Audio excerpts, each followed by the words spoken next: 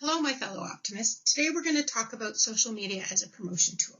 So in other words, we're going to talk about where, when, and how to engage. Social media is a fantastic tool to promote your club and your club's activities. So we're going to talk a little bit about how do we write engaging posts and how do we get people interested and then doing what we want them to do.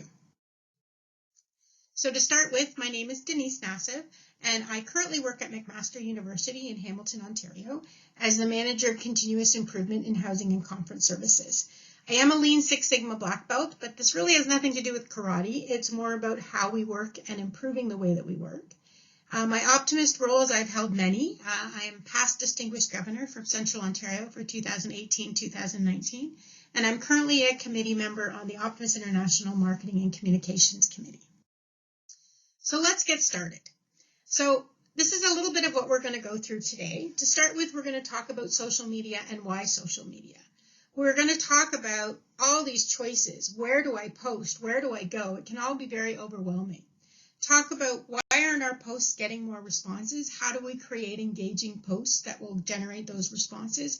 And then I have some examples that you'll be able to look at and see and pattern your own information in your own posts after. So the first thing is social media. Why should we go to social media? So many clubs are doing it. Most clubs and organizations are doing it, but why should you do it? Well, to start with, it is a great way to share your story and your events and your activities. There are so many people on there and so many people out there using it that it really is a cost-effective communication tool. There's no cost to be on Facebook. There's no cost to have a page or on Instagram or any of them. So it really is a cost-effective communication tool where you almost have a captive audience because people are on there so much. You reach a very large and diverse group of people very, very quickly. If I see a post and I share it, then the people who I am friends with will then see the post, and if they share it, then their friends will see it, and on and on and on. You know how that goes. So we're really able to reach a large, diverse group of people very quickly with very little cost. So let's talk about all of these different things. There's so much choice out there. Where do I post? We hear about Facebook, we hear about Instagram, Twitter, all of those different things. So where do you want to post? Well, I'm going to start with the top three. Facebook has 2 billion users worldwide, with 79% of people aged 18 to 49 are on Facebook. 74% of the people on Facebook go on there daily and spend about 35 minutes a day. That's a lot of interaction. And you'll see, really, that age group is the age group of our potential members. That's what we're trying to target on Facebook. In Instagram, you have 1 billion users worldwide, with 72% of people aged 13 to 17 are on Instagram and 63% of people aged 18 to 34. So again, if you're trying to get at that youth market, trying to get people interested in your programs, Instagram is the place to be. Twitter, 330 million users, 44% of people aged 18 to 24 are on Twitter and are using it. Just back a second to Instagram, 63% of their users log in every day. And on Twitter, 22% of their users log in every day. So again, you're getting a large audience. But as you can see, the ages are slightly different. So that'll give you an idea of where you want to target when we start talking about who your target audience is. Some of the others, YouTube, 1.9 billion users. Now, YouTube is mainly a video streaming service. You can have a YouTube channel. Many clubs and organizations have YouTube channels where they can post videos during the event, before the event, after the event. LinkedIn has 310 million users, and it is primarily a professional service. So this is where you're looking at professionals who are looking at networking. You see a lot of job hunting, a lot of organizations advertising for jobs or advertising their services. Snapchat, these are the ones the kids are all on. 360 million users, with the majority of those users, 69%, between the ages of 13 and 17. So again, Snapchat is those quick chat messages where they take a picture and it disappears off their phone, is a really great way to get at youth. But really the top three that we're going to focus on for the rest of this presentation are Facebook, Instagram, and Twitter.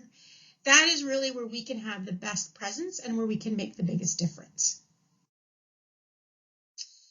So you might be asking yourself, that's great, I'm posting, I'm on social media, but I'm not really really getting a great response. So what's happening? I send out a post and nothing happens in return. Well, you have to make sure your post is engaging. So I'm going to walk you through some great tips on how to create engaging posts that will get responses, that will get likes, and that will get shares. To start with, one of the most important is you need to write for your audience. So in other words, who do you want to speak to? Who is it you're trying to target, and how do you want them to respond? So if I looked at Facebook based on the age demographic would be potential members, parents of your youth, and some of your youth, but not a lot of your youth are on Facebook. The kids always joke these days that it's my parents who are on Facebook. I'm not on Facebook. There's potential supporters there. So Facebook is probably one of our most popular ones that our clubs use because it is the easiest to use. And that's where our potential members are. That's where the parents of the young people we're trying to address are. Instagram, again, potential members. A lot of your youth are on there. Some of your parents or youth are on there following their children, but you want to make sure this is where you want to target the youth for your events and for your activities. So if you are trying to start a Joy Club or you're trying to get the youth out to an event, Instagram is the place to be. Twitter is really, again, mostly adults. So this is potential members, potential supporters. Twitter tends to be really short because you only have 280 characters, and it tends to be real-time information. So you're tweeting as you're running your event. You're doing that sort of stuff as you're doing your event. The other thing that I want you to keep in mind when you're writing for your audience, so you've defined who your audience is for your post, is use words like you and yours. That personalizes it. It really says you're reaching a hand out to them directly by using those words. Instead of using more generic words, let's reach out with those words like you want to come and do this, or yours, that sort of a terminology as opposed to more generic. Our second tip is keep it short and instructive. Keep it short and simple, however you want to say it. But short and sweet posts are the best received, are better received than any sort of long post. Attention spans on social media last a few seconds. As you're scrolling through your news feed, the first 3 to 4 words are the critical words. They're the ones that are going to grab your attention and either get you back to read more of their post or to go further into what they're trying to say. And not only that, but large posts will be cut off. And what I mean by that is on Facebook, on Instagram, if you have a large post, it'll only post so much, and then they have to click read more. Many people won't click that read more. They're too busy scrolling through. So you want to make sure that you have kept your message short and sweet so that they can capture everything they want to know without having to hit read more. And in Twitter, if you're longer than 280 characters, it creates a second tweet, which doesn't always go in order in people's feeds, so the message might get missed. So it's really important that we keep it short. So here's 2 examples I have of keeping it short and instructive or short and sweet. So the first is a company called Spiral by Design. So questioning where you're at in the work you do. First kind of thing, are you questioning what you do for a living? Check out my 5-minute or less quiz here to take your temperature. Work you love is out there. So this is really grabbing the attention of someone who is unhappy in what they're doing, is doubting that what they're doing is what they should be doing. And as you can see, she has put a website there so that you can go and dig deeper. But she's captured your attention of, are you questioning yourself? And often people who are interested or in that frame of mind will then look at it and go, maybe I'll check that out just to see, am I doing what I should be doing? Is there something out there that would make me happier? The second post is from Special Olympics Ontario. And we are currently running a Walk the World with Special Olympics. We're not able to physically walk, so we are doing a virtual walk. And as you can see, their tagline or their capture is, today is the perfect day to get in your steps for Walk the World SO.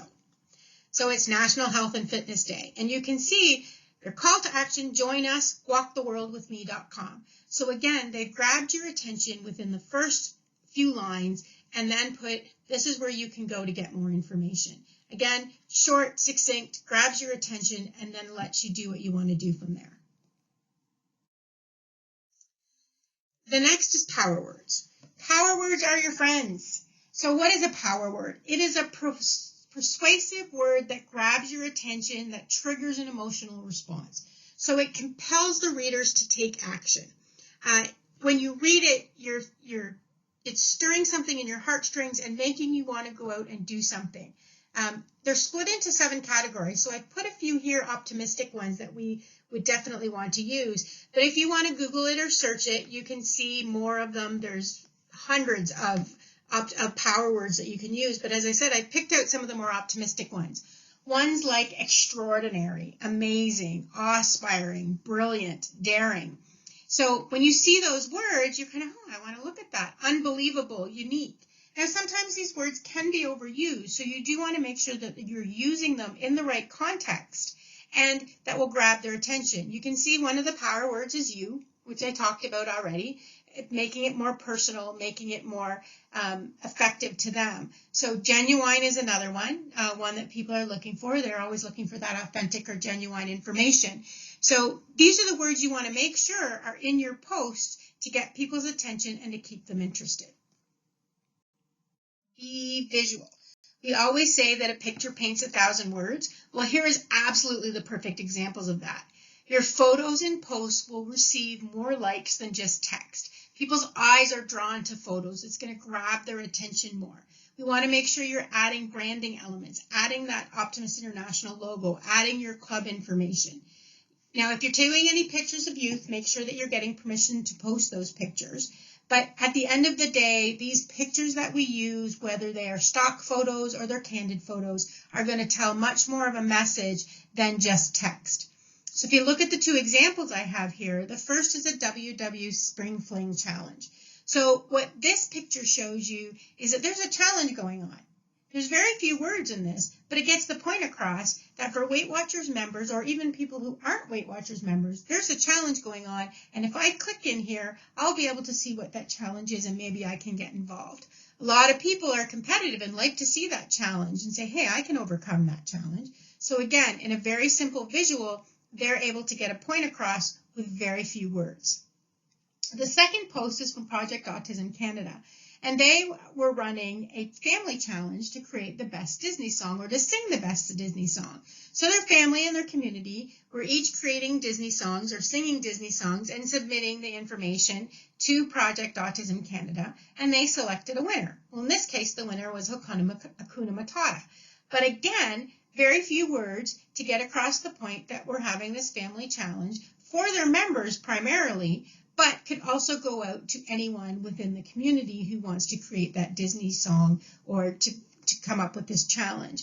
So again, graphics give a really great message without having a lot of words, and the eye is naturally drawn to that as opposed to text. So we want to make sure that we're using photos as much as possible. But you also want to make sure that those photos are relevant to your post. We wouldn't want to have something that is completely off topic in our post. So photos important, but making sure they're relevant, even more important.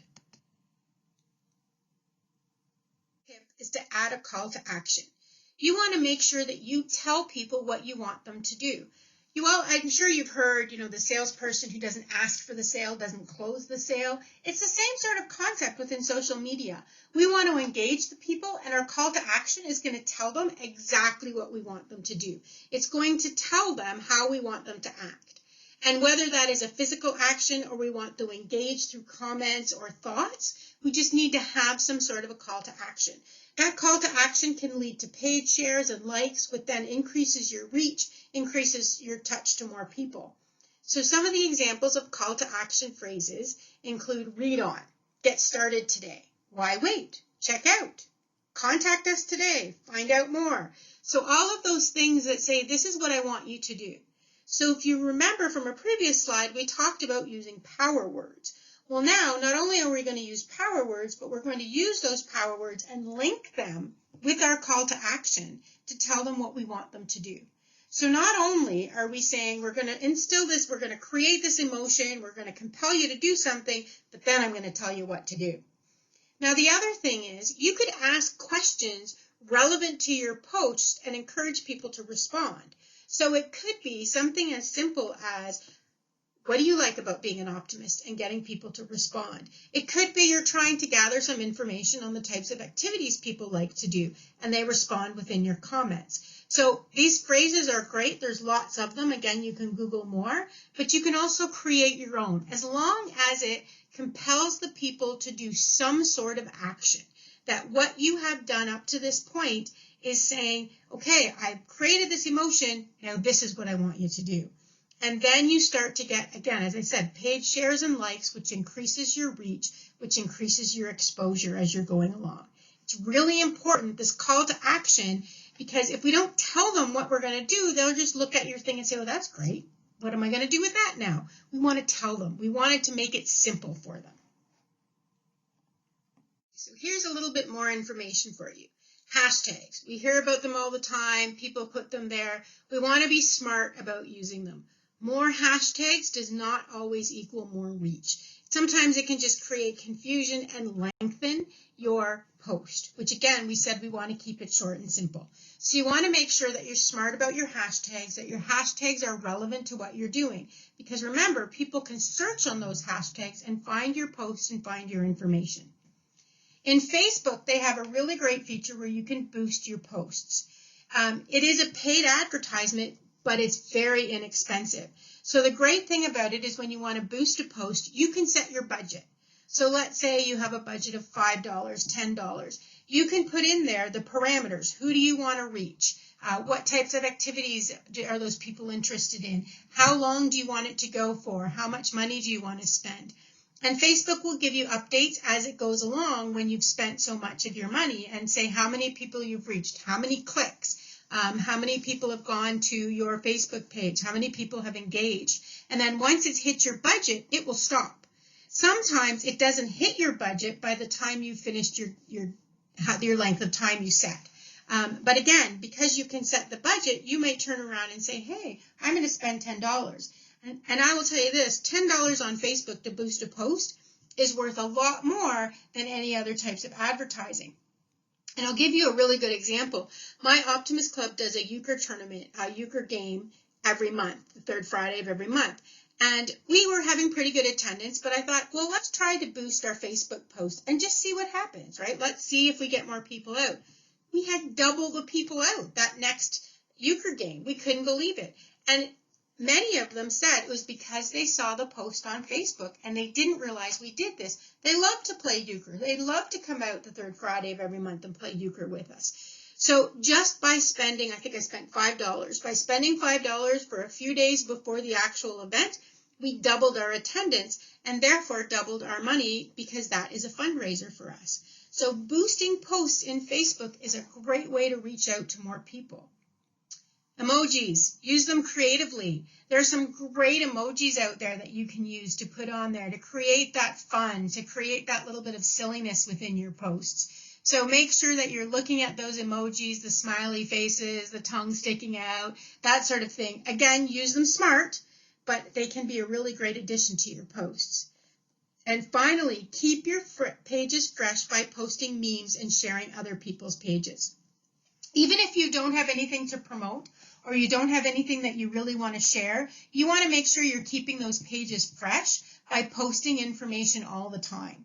So another really cool feature within Facebook is you can schedule those posts. So it's in Publishing Tools on your page, and if you go in, you can schedule your posts as far in advance as you want. So for example, for the Facebook pages I manage, I go in every Sunday and I will schedule posts for the whole week. And I will do one a day, one every other day. I will schedule the post, and then I'll get a notification when the post has actually posted, has gone onto our page. It's great because I might spend an hour on a Sunday, but then I don't have to worry about it for the rest of the week. It doesn't stop you from doing ad hoc posts. So for posting fun things you come across during the week, it just means you have some scheduled information that will be going out onto your page on a regular basis, which makes it a little bit easier and less overwhelming to be able to manage Facebook pages. Again, Facebook, I think, is the one that most clubs are using. So these are just a couple of little tricks that are within Facebook that might help you to keep your page fresh and to keep people coming back. So finally, let's bring it all together. So we've talked about all these little tips, And here is an example of something that just went out recently from an organization within my community that's doing a food drive, the Gift of Giving Back.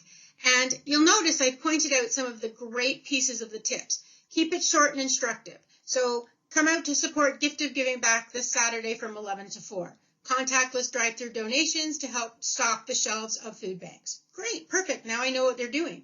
We're using power words. Come out to support. That sort of information. There's more power words. Help us feed our kids. That's our call to action. Drive-through food drive. Help us feed our kids during this difficult time. And be visual. You can see that picture is a great picture of a child. Looks like a child stacking cans into a box that are going to be going off in this food drive. So in a very simple post, they have gotten across the entire message they want. We know when it is. It's on Saturday, June the 13th. We know where it is. We know what it's supporting. And as you can see, they have a couple of hashtags in there. Hashtag Gift of Giving Back is a huge hashtag that's used in our community. And hashtag Burl On is for our town, Burlington, Ontario. So again, simple use of hashtags that are integrated very nicely into their message. This is something that has been shared already several times. That will continue to be shared because it's a simple post that people can engage with. And when you scroll through it, it kind of grabs your attention, so you want to get a little bit more. And then that Help Us Feed Our Kids goes right in your face to say, wait, what do you mean we're feeding kids? That creates that attention and creates compels us to want to do something. So our call to action is come on out with our drive-through food drive, drop off some cans and help us feed our kids. The next one is an Optimist Club, a coloring contest. And again, this one is great because all of the colors and the visual, the graphics grab your attention. Coloring contest alert. Guess what? There's a coloring contest, keeping it short and instructive. So the Optimist Club's coloring contest for children's age 4 to 5 and 6 to 7. Check it out online for rules. So it gives you a website that will allow you to go in to get more information. You can see their hashtags, joy, hashtag Junior Optimist, because it's their Junior Optimist Club that's running it. Again, in a simple visual, shows you that there's prizes for first, second, and third, that it's running from May 1st to the 15th, and that there's the children's ages. So in a very simple snapshot, a very simple post, all the information you need is right there. Again, a very shareable, likable post that people can then share onto their pages, can share onto other information, could even potentially go across platforms. So again, a very simple way to keep it simple. We don't need these long, extensive posts. There's not a lot of information you need to know about a coloring contest or about a food drive. We don't need to get into long narratives. All we need is short, simple, what do they need to know? What do we want them to do? So here's a few more examples. So what I like about these examples, again, is they grabbed my attention as I was scrolling through. So if you look at the first one, design your own stunning website. Cool, I want to design my own stunning website. And it says right up there, stand out online with a professional website, start now. There's your call to action. There's your information that says, go to this website, click here, and I will be able to design my own stunning website. The visual grabs your attention with the way that it is set up, and it's very simple. So I'm able to look at it. The next one is from Food for Kids Ontario. And this one, again, the graphic, Food for Kids, No Child Hungry. That's just simply their motto and their graphic, but it grabs my attention. And in this particular instance, they're not asking you to do anything. What they want to do is they want to recognize by tagging with the @Food4Kids Guelph or @Food4Kids Hamilton, Ontario, by tagging the other groups to say thank you for the incredible work that you're doing. That we distribute 2,700 grocery cards to 2,700 children every week, and we've spent $486,000 since March 15th. They're not asking you to do anything right now. But what this is going to do is it's going to grab your attention so that the next time they ask you to do something, you'll remember that they fed almost 3,000 children every week and that they spent $486,000. So when they do ask you to buy a ticket, to donate, to attend, to help, you'll remember this. So in this instance, what they're doing is they're trying to grab your attention and promote who they are without an ask right now. but the ask may come later. And because you will remember this, then you will be able to say, okay, yeah, that's a group I really want to get involved with because I know during the COVID crisis, they were feeding children and they were making sure that kids didn't go hungry. The final one, what caught my attention about this one was 138 days and you see Belle, the Disney princess there, and I'm thinking, that's kind of cool. And then you see it's from the Princess Ball. And again, well, what's the Princess Ball? So it's 138 days until the Princess Ball. Okay, and then they get you another little teaser. Did you know that Belle is the only person in her hometown to wear blue in Beauty and the Beast? Well, that's interesting. So this is actually a fundraiser for the Make-A-Wish Foundation. And when you click on their information, they're selling tickets. But again, right now, they're not trying to get you to sell tickets. They're merely grabbing your attention. Now, as you go through that, you might say, that's kind of cool. What is a Princess Ball? Click in to find more information and discover what it is, and then may want to donate, may want to help out, or may want to attend. Again, short, sweet, to the point with a great graphic. And that's really what you want. You want to make sure that you're getting your message out there in a way that's going to grab their attention so that they're going to want to be interested in what it is you're doing. So just to wrap up, the first thing, you want to make sure that you pick the platform that is used by your audience, or pick the platform or the platforms that you want to target. So again, if I'm targeting potential members, if I want to get information out there about what our club does and how to join our club, I'm going to pick Facebook. If I want to get out to the youth and get them involved in an activity, then I'm going to pick Instagram. But I also know their parents are on Facebook. So I might pick both Instagram and Facebook. And you can link the two so that you have the same message. Because this is the other important thing. If you are using multiple platforms and you are going to be sharing your promotion, you want to make sure the same message is going out. So you have continuity and consistency in your messaging. You don't want to say one thing on Facebook and say something completely different on Instagram. So you want to make sure that you're keeping it consistent. Keep your pages fresh by posting regularly. I can't stress this enough. Even if you don't want people to do anything or to buy anything, you need to make sure that you're keeping your pages fresh by posting regularly. Whether that is you're posting a meme, you're sharing someone from someone else's page, and there's so many memes out there. If you look on Facebook, if you Google it, you'll see so many great memes that have been created by other Optimus clubs with the Optimus International logo that are fantastic. You can also create your own visuals and your own graphics using free tools or things like Canva. There's other free tools that will allow you to create your own graphics using your own pictures. You do want to be careful that you have gotten permission, especially for youth, to be able to post those pictures. So as you're having events, make sure that people know you're going to be posting this information either on your website or on your Facebook page. But it's really important that these pages stay fresh, because if they don't, people won't come back. They won't like it, they won't follow it, they'll forget you're there, and they won't be interested in what you're doing. Make sure you're using those call to action statements to engage your audience. So these are really important. You need to tell your audience what it is you want them to do. So do we want them to check something out? Do we want them to buy something? Do we want them to attend something? We want to make sure that at the end that we're grabbing them to say, okay, this is what I want you to do. Come out, check out our road safety. Come out, check out our Princess Ball. Check out what we're doing. And again, as I said, even those call to actions could simply be a comment within your post. Maybe you're going to say, you know, what is your favorite thing about being an optimist? What was your favorite activity growing up? You know, do you have memories of Optimist clubs growing up in your community? Did they impact what you did?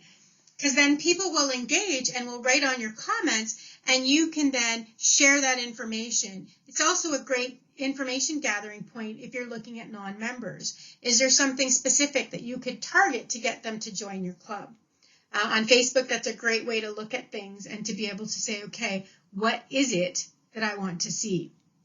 The other thing with Facebook, and I know I keep focusing on Facebook, but that's because so many clubs use it, is that if you do have a business or a not-for-profit page, you can get analytics that will tell you how far your posts are reaching. How many people did you reach? How many people clicked on it? How many people shared it? All that sort of information. Because then if you compare post over post, you'll be able to see what types of posts work and what don't work. Don't be afraid to put a post out there that isn't as successful. You can learn from those posts just as much as you learn from those posts that are successful. So what is it that worked? What didn't work? You want to make sure you're planning these posts, that they're not just ad hoc. You can do ad hoc posts, but if you're doing promotions, you want to make sure you have a specific calendar, a specific goal in mind. So I know some clubs who will say, you know what, I have an event September 30th. I'm going to start promoting it March 1st because it's a really big event for us. So I might do some teasers that say announcement coming soon, or get your tickets soon, get your tickets before they sell out. So doing those sort of teasers is also good because it gets people coming back. It gets people interested. But you want to make sure you follow up those teasers with some great promotions and some great information. Don't feel like you have to reinvent the wheel. As I said, there's lots of great stuff out there that you can copy, you can mimic, you can use as a basis for what you're doing. We're all optimists. We share our information. We want to help each other. We want all our clubs to be successful. So let's share the information we have as we go forward.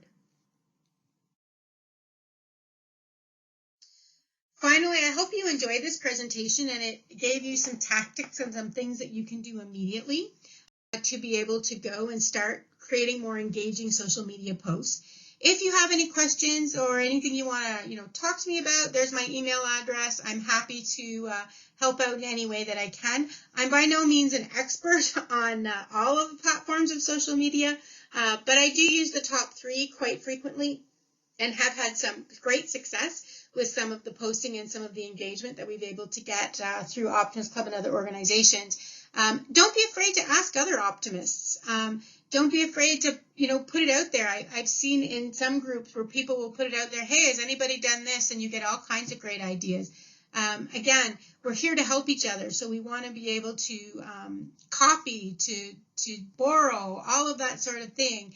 It's the greatest compliment to be able to take someone else's ideas and create it and help it and make it your own. So don't be afraid to experiment and to try a few things. And I hope that social media, whatever platform you choose to use and whatever way you choose to use it, helps your club to be a great success now and in the future. Thank you.